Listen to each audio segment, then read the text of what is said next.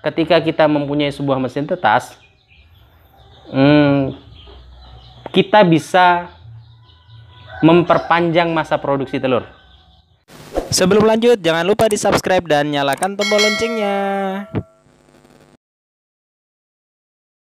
Assalamualaikum warahmatullahi wabarakatuh. Jumpa lagi bersama kami Ujung Kandang Channel dunia peternakan yang berusaha untuk selalu mengedukasi dan menginspirasi. Baik, pada episode kali ini Ujung Kandang Channel akan membahas topik tentang cara membuat mesin tetas sederhana. Nah, sebelum kita mulai ke pembahasan utama, yang pertama perlu kami jelaskan adalah keunggulan dari kita ketika kita memiliki sebuah mesin tetas. Yang pertama adalah ketika kita mempunyai sebuah mesin tetas, maka proses penetasan atau proses menetasnya telur itu kita bisa setting sesuai dengan keinginan kita, dari prosesnya maupun waktunya. Nah, salah satu contoh ketika kita ingin menyerempakkan proses penetasan, maka solusinya adalah dengan menggunakan mesin tetas. Berbeda ketika penetasan itu kita lakukan secara manual atau secara alamiah dengan induk, maka proses menetasnya telur itu tidak bisa bersamaan.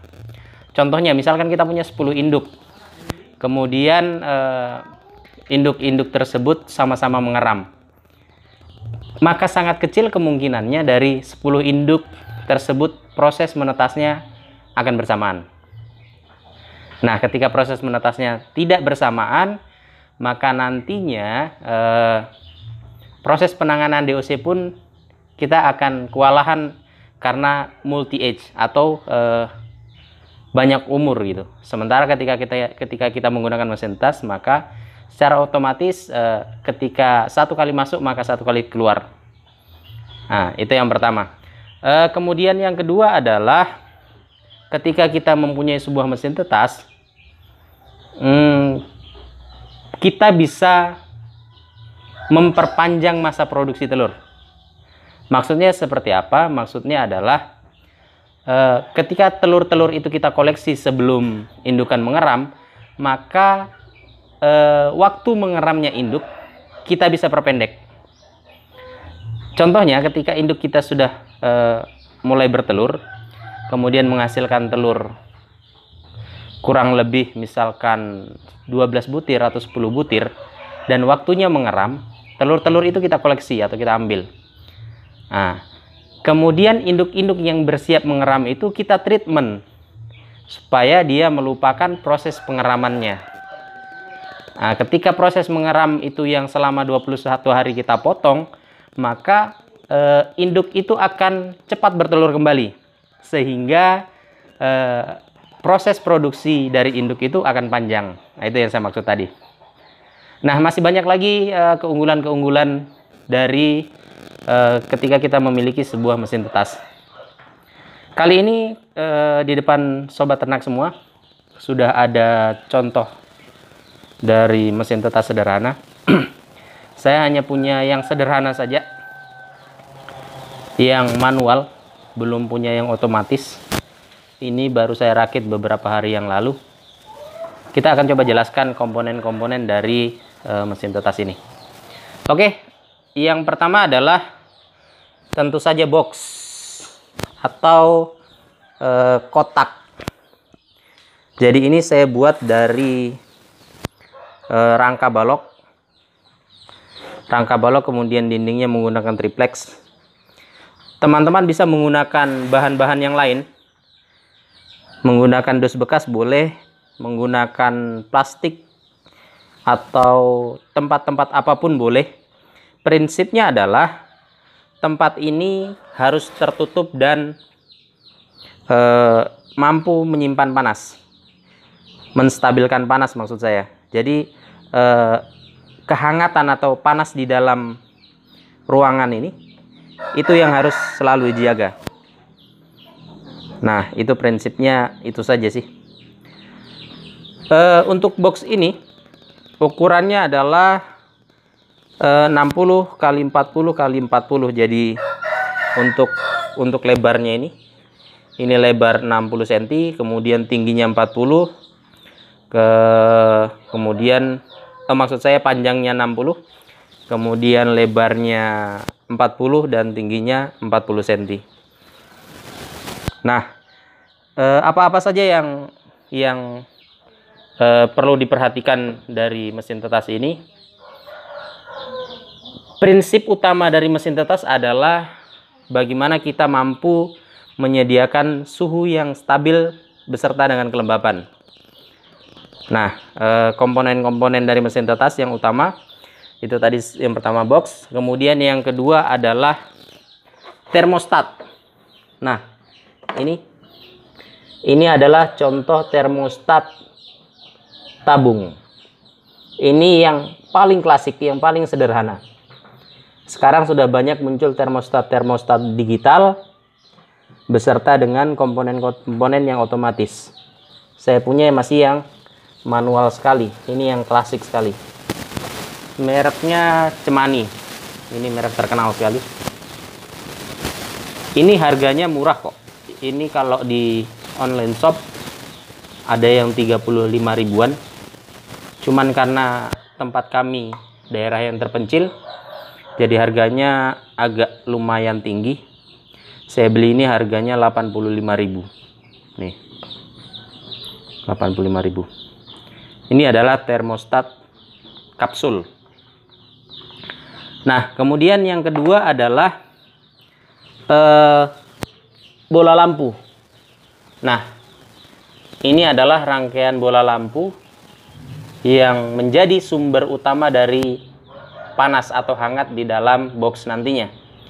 Saya menggunakan lampu 4 buah bola lampu, masing-masing 25 watt. Kemudian dijadikan satu rangkaian dan nanti ini akan tersambung ke termostat. Nanti kita jelaskan bagaimana cara kerja dari termostat ini. Kemudian yang kedua adalah rak. Nah, ini adalah rak. Nantinya tempat untuk menyimpan telur-telur tetas. Jadi kita buat jarak antara rak dengan dasar lantai, kemudian dengan bola lampu. Nah, komponen selanjutnya yang wajib ada adalah termometer. Ini juga termometer yang sangat klasik yang menggunakan raksa. Ini apa fungsi dari termometer? Termometer gunanya tentu saja untuk melihat suhu. Nanti kita cek atau kita set suhu yang kita inginkan, 38 derajat Celcius. Nah, gunanya termometer ini adalah sebagai indikator suhu yang ada di dalam ruang mesin tetas nantinya. Kemudian selanjutnya nampan air. Nah, ini adalah nampan. Nampan ini fungsinya sebagai tempat air. Ini nanti kita akan simpan di bawah, di dasar lantai mesin tetas. Kemudian kita isi air sebagai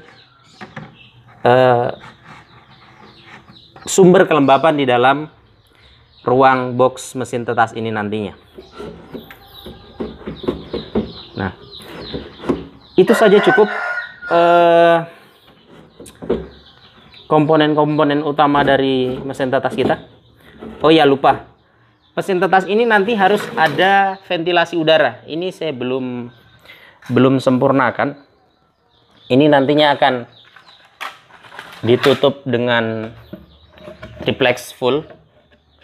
Kemudian kita akan buat lubang di setiap sudutnya, 2 atau 3 lubang sebagai ventilasi udara.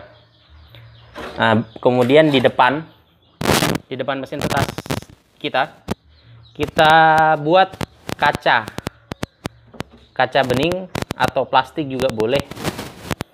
Untuk apa? Untuk melihat kondisi di dalam mesin tanpa harus membuka pintu.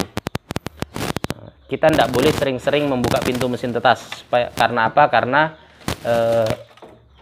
jika kita sering membuka pintu mesin tetas kita, maka suhu yang di dalam dikhawatirkan kurang stabil.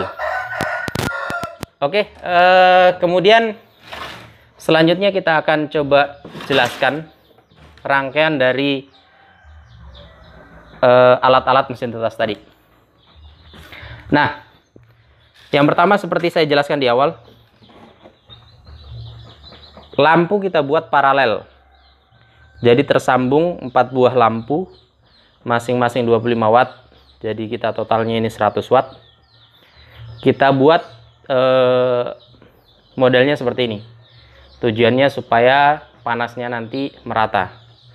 Nah, kemudian bagaimana cara menyambungkan ke termostat?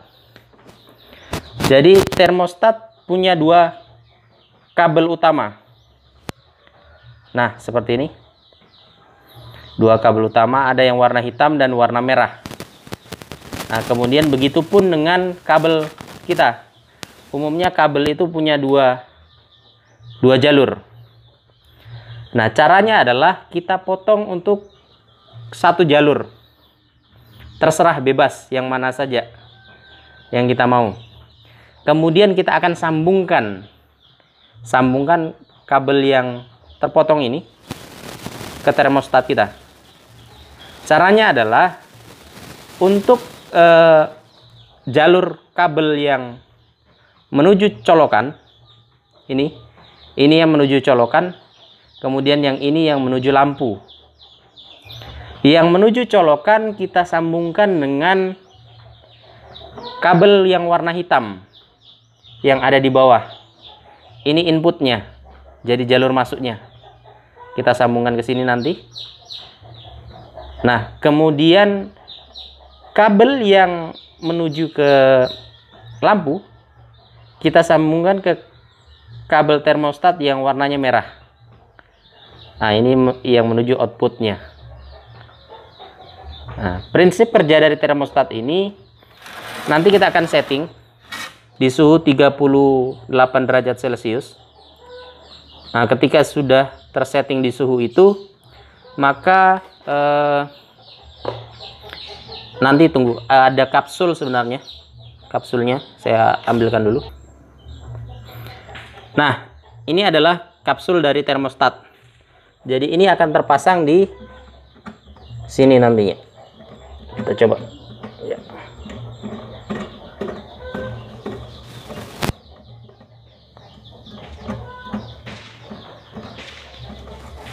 Ya, dia akan seperti itu. Ketika kabel kita sudah sambung, kemudian semua komponen sudah siap, maka kita akan nyalakan lampunya. Nah, setelah lampu menyala, ketika suhu sampai dengan 38 derajat Celcius, kita akan kasih mati dengan cara menaikkan. Di sini ada saklar. Ketika saklar ini naik, maka lampu akan mati. Nah, yang membuat lampu mati adalah kapsul yang warna hitam ini.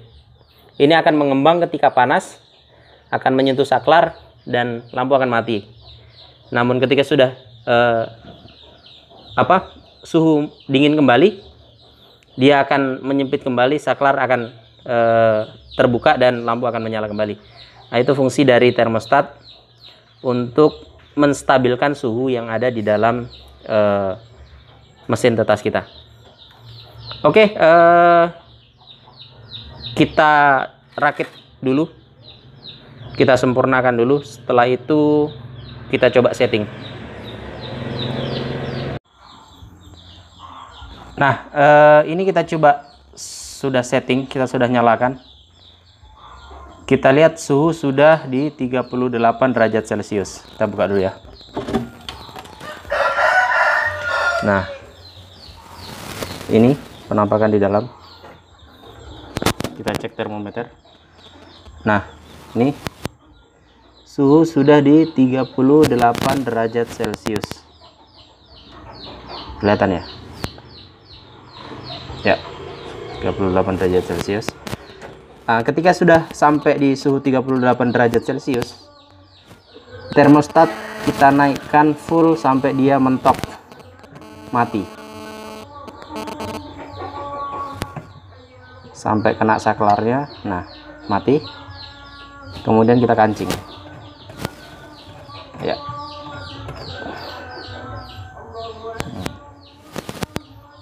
Oke, settingnya begitu. Jadi nanti ketika suhu sudah di bawah itu, kapsul akan mengempes sendiri, kemudian lampu akan nyala kembali. Kita tunggu. Kita tutup kembali.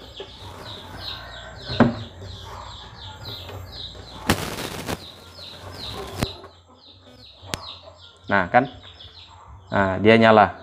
Ketika suhu di bawah itu, dia akan kembali menyala sampai dengan 38 lagi, dia mati lagi. Akan seperti itu terus, sehingga suhu di dalam akan stabil. Demikian video kita pada kesempatan ini, semoga bermanfaat. Nantikan video-video kami selanjutnya. Jangan lupa dukung kami dengan subscribe dan